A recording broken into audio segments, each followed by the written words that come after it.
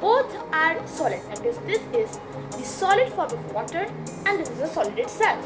The particles are tightly packed and they don't move like a liquid or a gas. So, when we pour potato in water, it doesn't float but it sinks. But when we pour this ice into the water, the question is, why does it float even when it is a solid? Today we will know the answer to this question. Well, the answer to this question is none other than density. But how does density make this a problem that ice floats on water?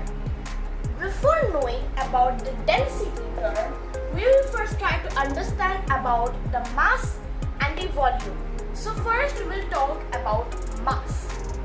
Well, mass is basically the number of matter, or you can say the weight of the matter in an object, and it is typically measured in kilograms.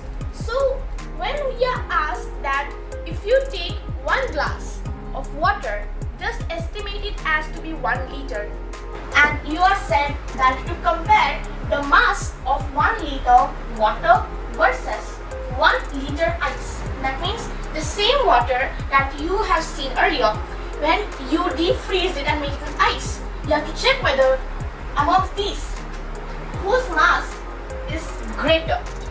Of course, as number of molecules and particles are same, just the state or the physical state of an object or a matter is changed, the mass will be equal. So we have been clear, the mass of water is equal to ice. Now coming to the volume. Well, volume is basically the space an object takes.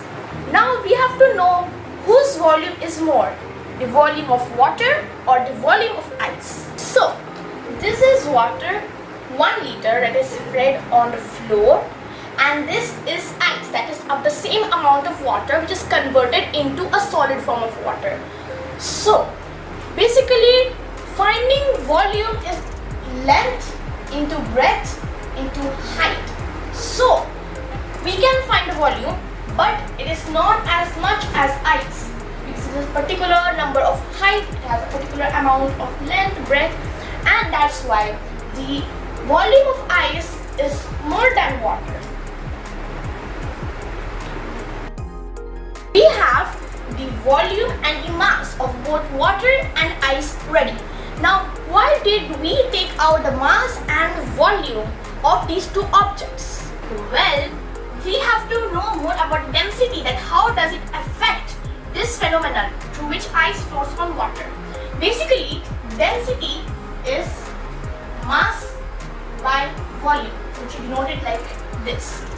And as density is equals to mass by volume, we have to find out the density of both water and ice. And then through a mathematical calculation, we can estimate that together ice actually floats on water, and the reason. Find out the density of water, we know we have to need a mass and a volume, and same for the ice. Now, as the mass of both water and ice is equal, we want to make a single change here. But as the volume of ice is way more than water, we should make some changes in this volume section. So let it be 1 and let this be 2.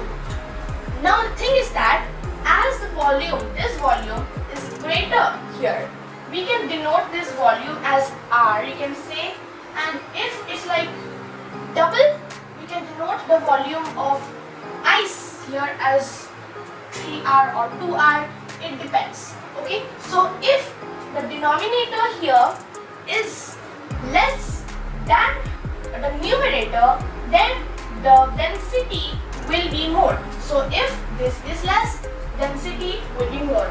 And as the denominator here in the case of ice is more and the numerator is less, therefore the inverse variation will occur and the density of ice will be less. So in conclusion,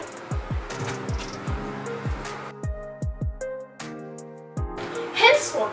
As ice has less density than water, that's why the ice floats on water because its density is less than the medium named water.